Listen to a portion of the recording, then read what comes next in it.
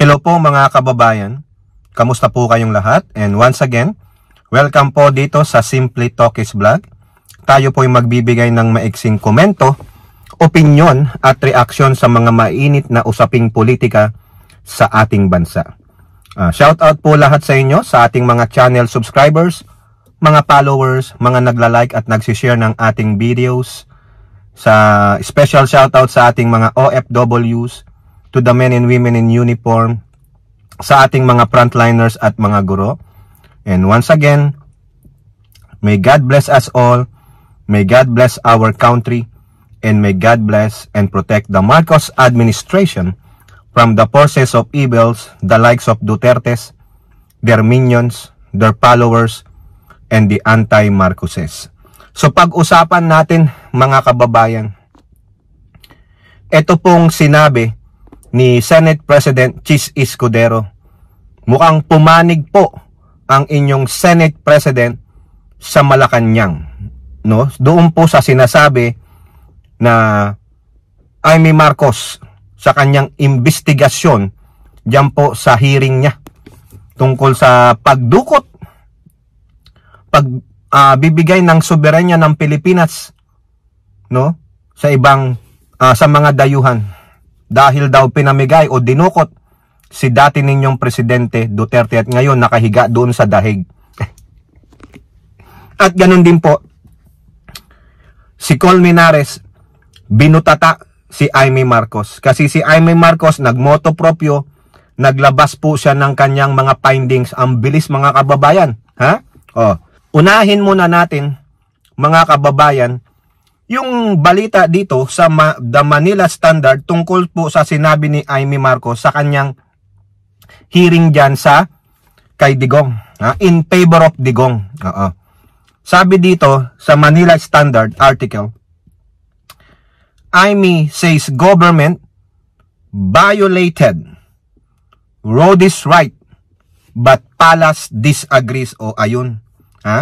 So ang dami po ditong sinabi na binayolate daw po ng gobyernong Marcos ang mga karapatan ni Digong.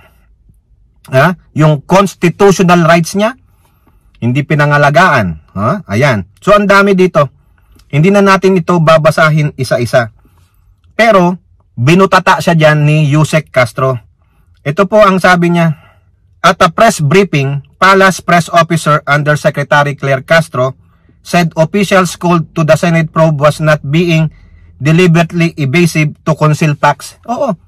Bakit? May karapatan naman silang mag-invoke ng executive privilege. At ipinakita rin po yan ni SP Escudero, yung sulat ng Malacanang na they can invoke executive privilege.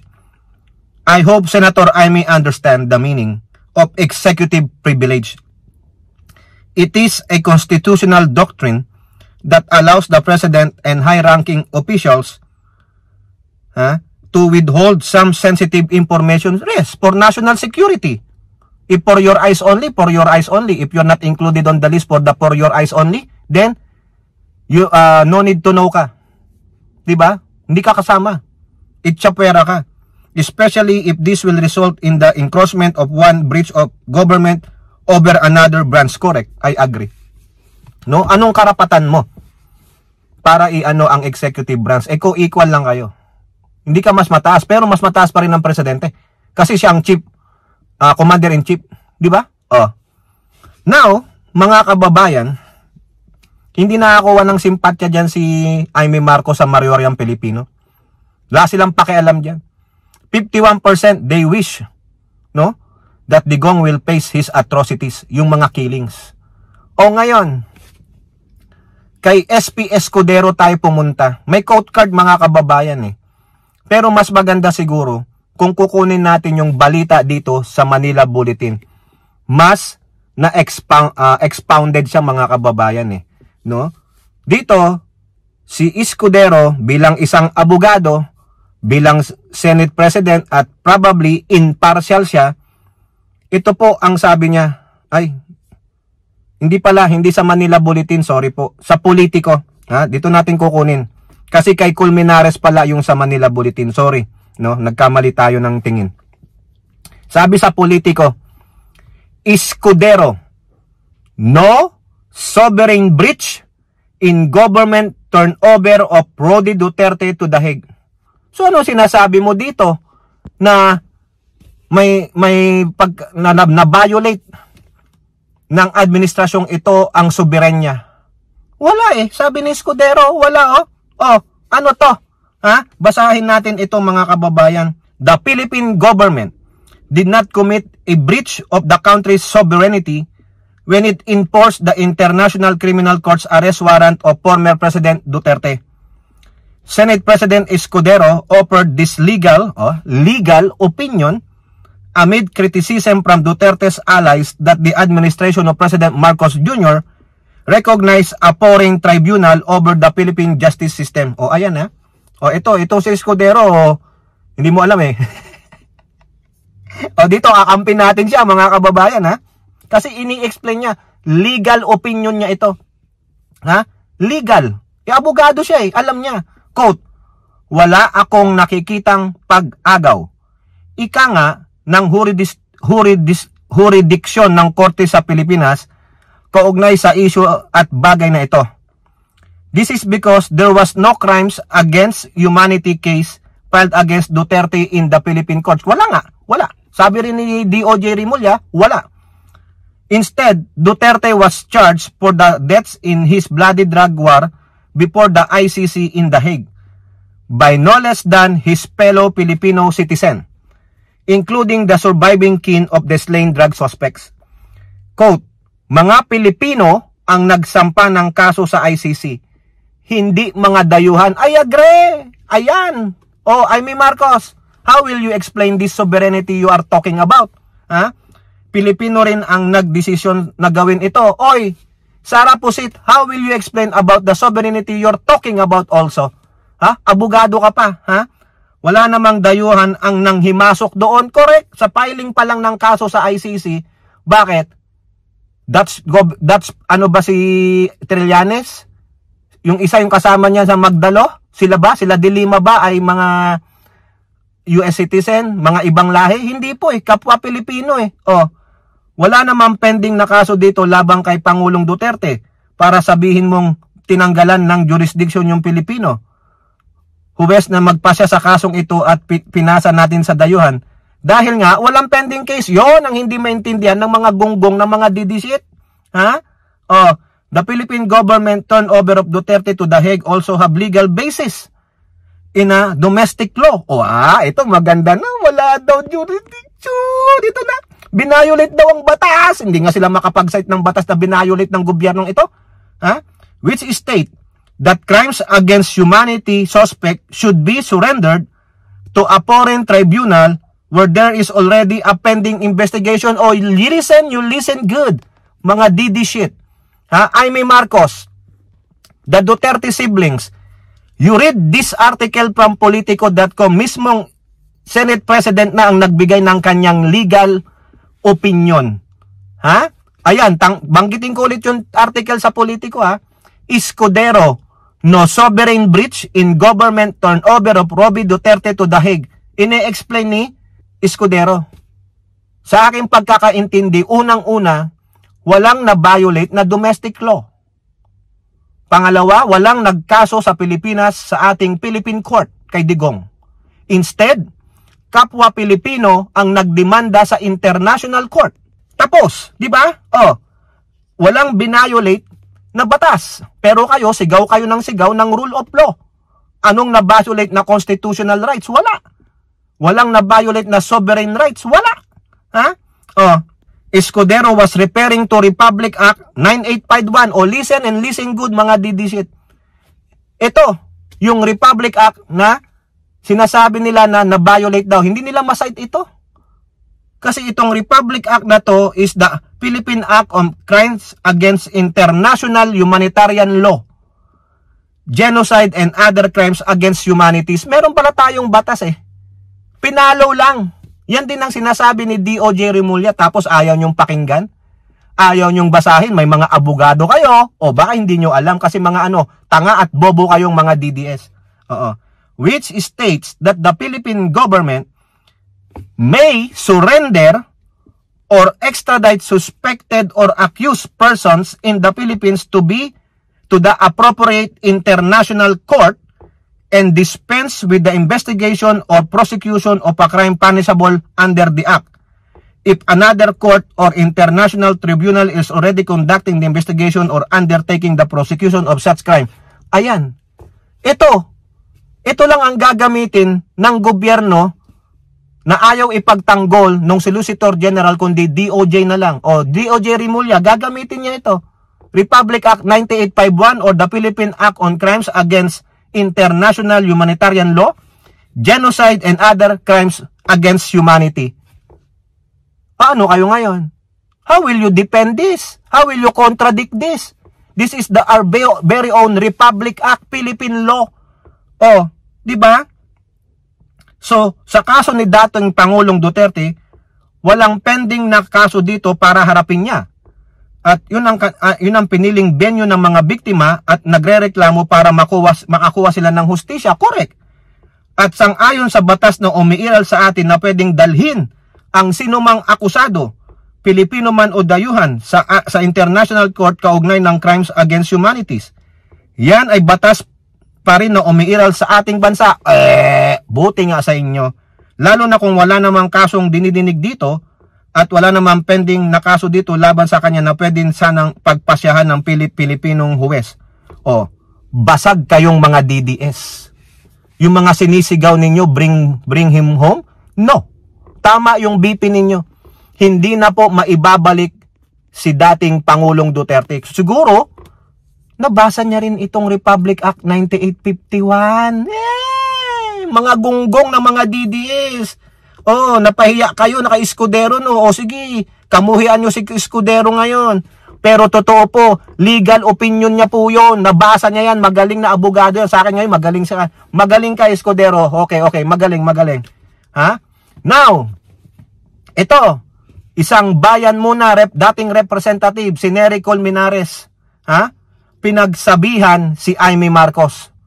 O, tulad nung binasa ko sa inyo kanina, yung ngaw-ngaw ni Imee Marcos tungkol doon sa kanyang hearing. Ha? Naglabas na siya na government is responsible. Ha? Kay Digong. Ha? Isinuko daw ni Digong ng gobyernong ito. Ha? Binaliwala ang constitutional rights, walang soberenya. Sabi ni anong sinagsasabi mong soberenya? Walang na-violate na sovereign law. Meron tayong Republic Act 9851, the Philippine Act on what? Ha? Diba? Ano ulit yon? 9851, RA 9851. Philippine Act on Crimes Against International Humanitarian Law, Genocide and Other Crimes Against Humanities. Meron palang batas Imee Marcos O tapos ngayon, ngaw ka dyan. O sinong nagpakatanga? Di ikaw kasi DDSK. Tanga at bobo, sabi ni Larry Gadon. Ano sabi ni Colmenares kay Imee? Sa balita po ng Manila Bulletin.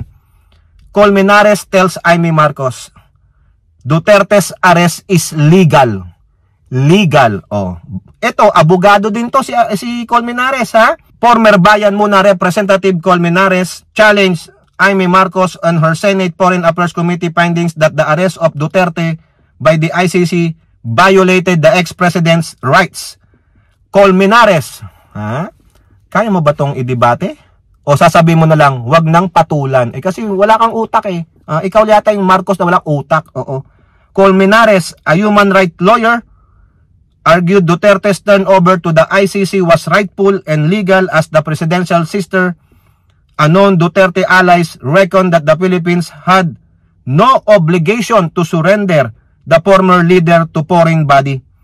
He said the country still has obligation since we agreed that the ICC has the power to issue a warrant and serve in the Philippines under Article 127 and Part 9 of the Rome Statute of the ICC when we signed the treaty in 2011.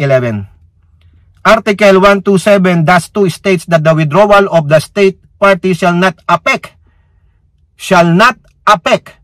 any cooperation with the court in connection with criminal investigations and proceedings in relation to which the withdrawing state have a duty to cooperate and which were commenced prior to that date on which the withdrawal became effective.